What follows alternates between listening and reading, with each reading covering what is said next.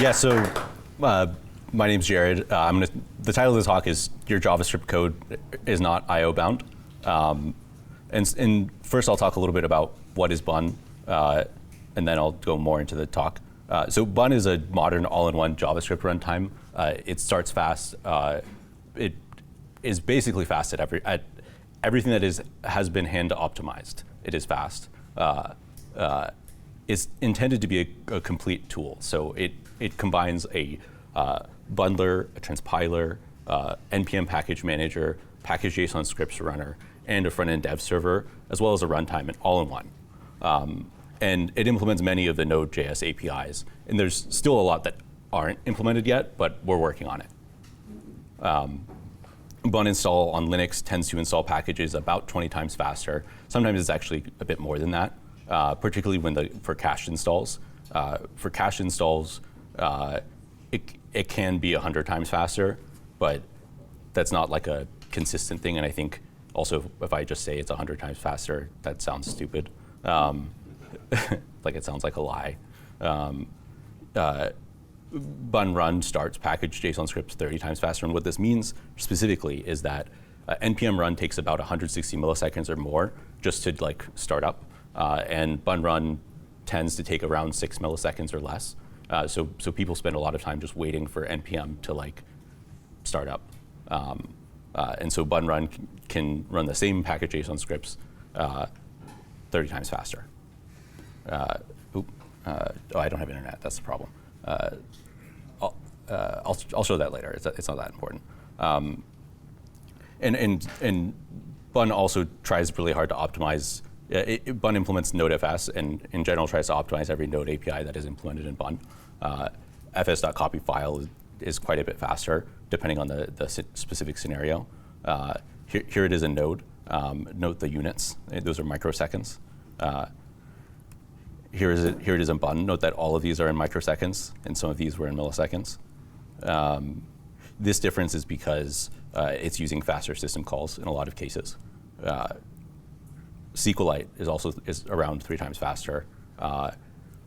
This is comparing better SQLite 3, which is the most popular like fast node library for SQLite, and this is comparing with Bun SQLite, which is a built-in SQLite library. And you can just see that it's the same database, it's actually even a very similar API. I didn't want to think about what API to use, and I thought better SQLite 3 is like pretty good API, so I just implemented that. fs.write file is up to about 4 times faster in Bun. You can see this is it in Node. These are for small files when you're repeatedly writing the same content. And you can see it in Bun. And kind of also text encoder.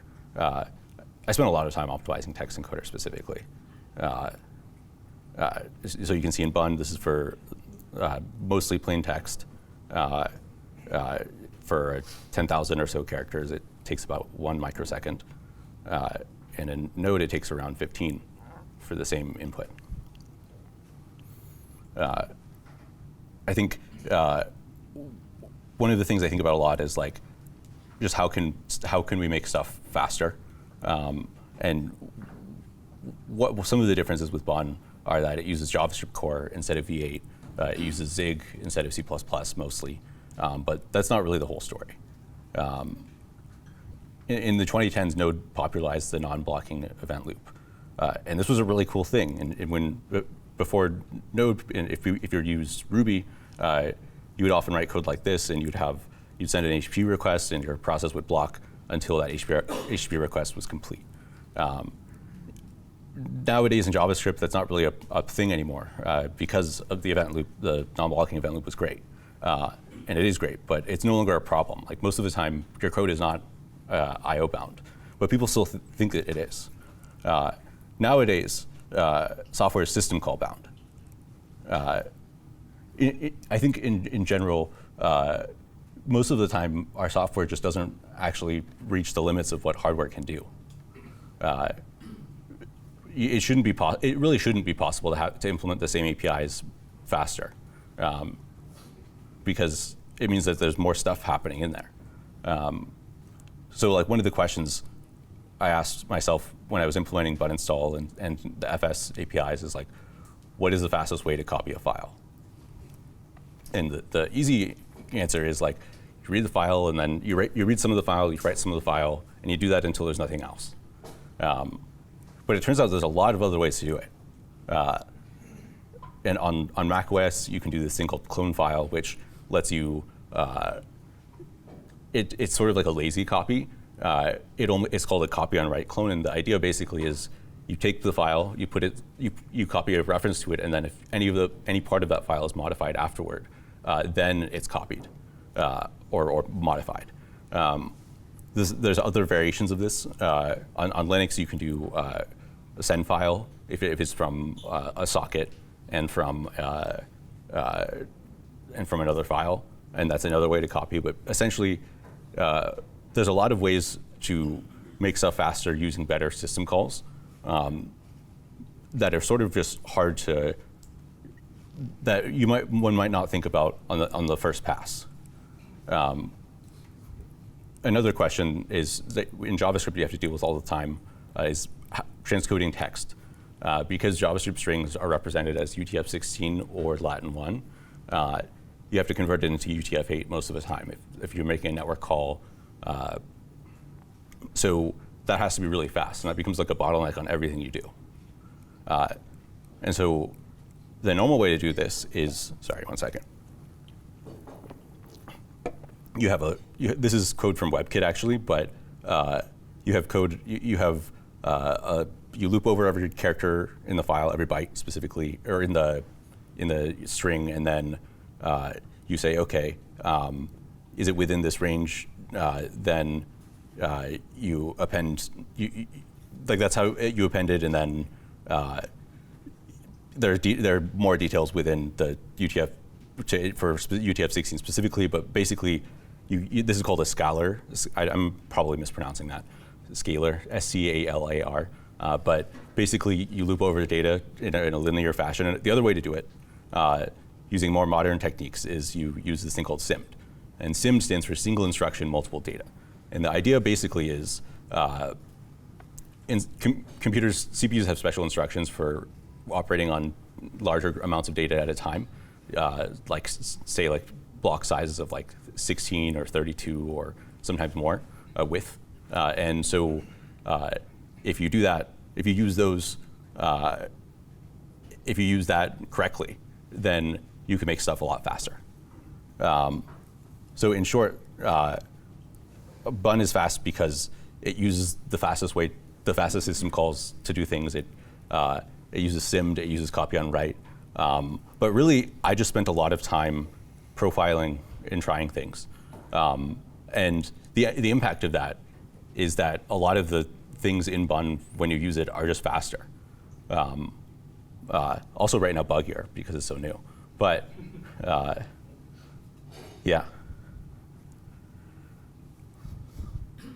If you want to try Bun, then that's all you have to do. Is it also installed by Homebrew? Not yet, but that really does need to be fixed. Any questions? Is that the only way to install it? Is it with the curl? You can download it from GitHub releases. All that does is just download GitHub releases. Just curious. Yeah. So I'm not really like that much of a techie, but I've been lately doing a lot of command shit lately, and so I basically anytime I need something that requires my NPM, I could just run Bun instead for that, and it'd be good. Or? There are various APIs that are not implemented yet, but it is worth a try. I will attempt it. I'll let you know. Cool. But I was finding you can pretty much drop npm install into favor of Bun. Yes. That one seems to be working pretty well. Yeah, the things that are not done yet are workspaces in Bun install, GitHub/Git dependencies, and then there's one or two edge cases with like package hoisting that can sometimes cause issues. But for the most part, Bun install is like you can pretty much use it. Bun run is probably the most stable, as in like if you're just using it to run a package JSON script, you can pretty much just do that, and I wouldn't expect any issues. First of all,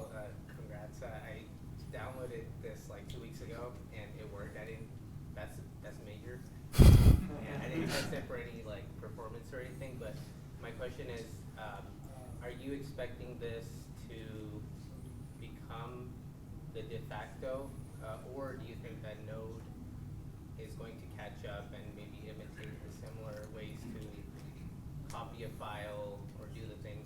I guess what is your I think the expectation there? yeah, I think for one, like Node is definitely not going away. Many millions of developers use Node,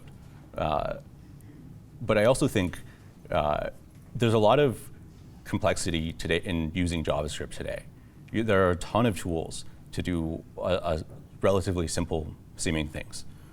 So when you put everything in one tool together and you make it really fast, it makes a lot of stuff simpler.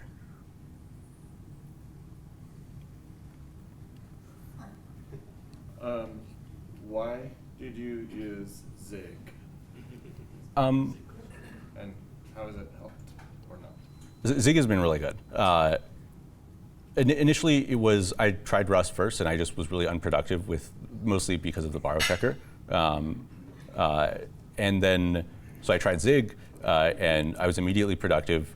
It was really easy to understand everything going on in the program, which is really important for performance, because a lot of what makes software slow is all the things that are happening that you don't even realize that are happening. In like C++, for example, if you have like destructors, you can have functions that are called at the end of a scope automatically.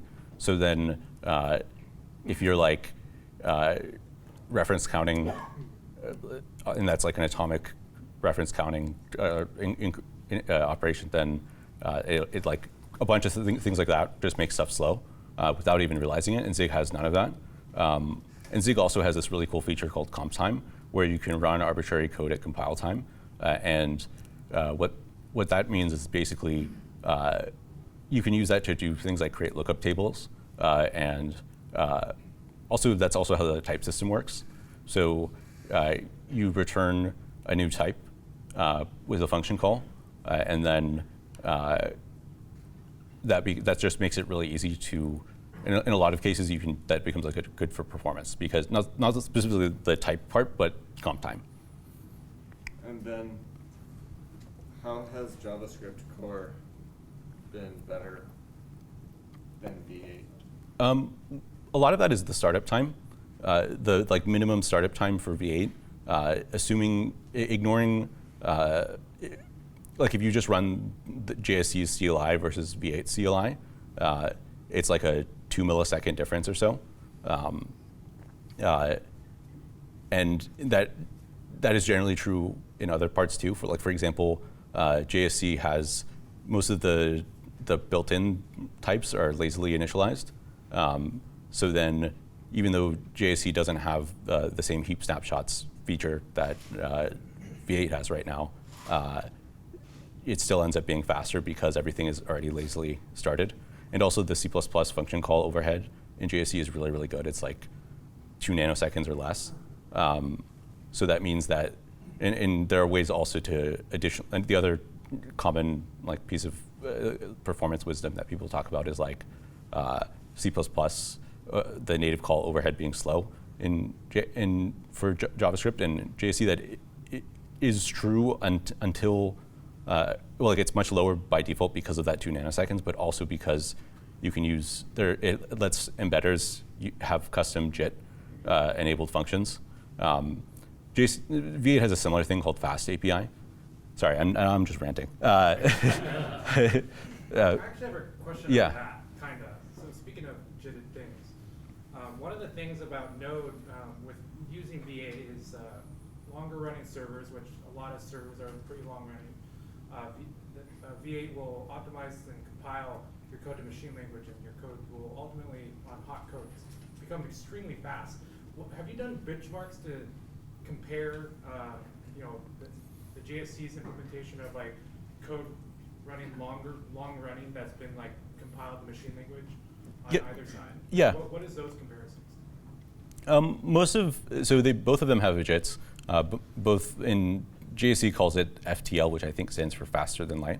I don't know what the I don't know what the name for the equivalent in V8 is, but basically most of the JavaScript JITs have different tiers. So then at the very last stage is when the code has been run a lot of times, and it can be like really, really sure about all the types for different things.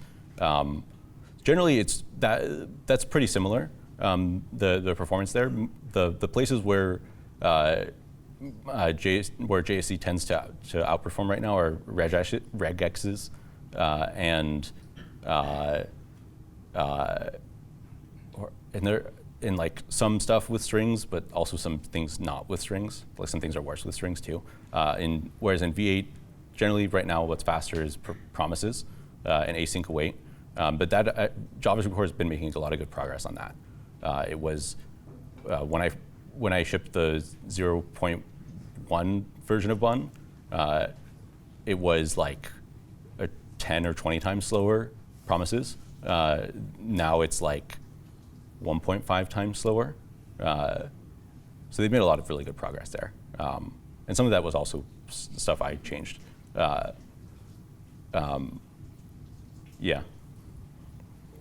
How's JavaScript core support on like Ubuntu and other Linux distros that people are going to be running as servers and Lambda functions? Pretty good. Yeah. WebKit GTK is like a fairly common GNOME Safari equivalent.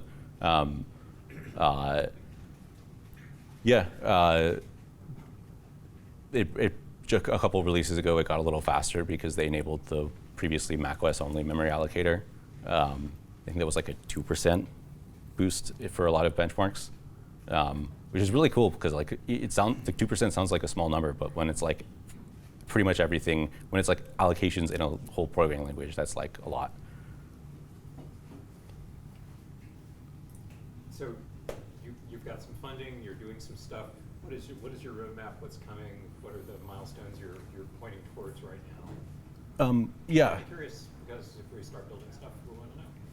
Yeah, I think the short-term milestones are like Bun needs to be stable. There's a lot of stuff that just like there still are crashes that need to be fixed. There's Bun install is feature incomplete, like I was saying earlier about workspaces. There's a number of missing Node APIs that need to be implemented. One example of that is net. That's going to happen this month, I think. Same with child process. Other stuff is like the bundler is going to be available as like a separate tool, like a separate CL. Like it's still the Bun CLI, but as sort of a drop-in ES build replacement. Technically, you could try to use it that way right now, but it's just not very good for that yet. Like it needs to have like tree shaking and some other things like that. Also, it's going to have a single file deploys, like a binary bundling format that embeds a lot of metadata into the build. That will make it much faster to load because it'll embed the actual binary assets in there without like base64 encoding it, which is a very common thing that bundlers on the server tend to do. Might do bytecode too, but I'm not 100% sure yet. What else? There's a few web APIs that are missing that need to be implemented. But most of the focus right now is on stability because it's just not stable enough. Is Bun short for bundler, or did you name it while eating dinner? A friend has a bunny named Bun, and she suggested calling it that, and I was like, well, no, I'm not going to name it after your bunny. And then I thought about it more, and it was like, well, it seems like a good idea, actually. Because it's like, because it could be a bundler, it could be, it's also like a bundling of like JavaScript ecosystem tools. It's also short, so it's like a good, yeah. Exactly. This is really exciting to dig into these. Can you talk a little bit more about UTF-8 versus UTF-16 encoding? What are like, is that like a legacy thing that's slowing down? Or? JavaScript, both V8 and JSC, and I think SpiderMonkey too, which is the Firefox one. They implement, the way they do strings is they have they have two representations, either Latin 1 or UTF-16. They don't actually use UTF-8. That's why, like for example, charcode at returns UTF-16 code units, which are not code points. So that sort of makes it a dependency on UTF-16 specifically. But the problem is that UTF-16 is for Latin-only characters. It's very big. It takes 16 bits to represent one character, whereas Latin 1 takes 8 bits, 1 byte. And so what that means is that, like, if you're writing a file and there's like an emoji in the file, then that string is UTF-16 and it has to be encoded into UTF-8. So like you might notice that if there are emojis in text, or if they're characters that are not in like English, then it's sometimes encoding or like writing those files is slower, or reading those files. Just fun out, like, is that something that's Um, coding that's accelerated? Yeah, no, but like the encoding in Bun is like I showed it, is faster. But what I mean is that this is true for both Node and Bun. It is true for essentially all JavaScript engines that when in that particular case of like you have a handful of characters that are UTF-16 or that are not ASCII, then it's going to just be a little bit slower than if they were all Latin 1 because it takes more memory to represent them. And usually that's often the bottleneck, is like how fast is the memory. One last question. If we want to find you and follow online, how can we find Bun? You can find Bun on GitHub.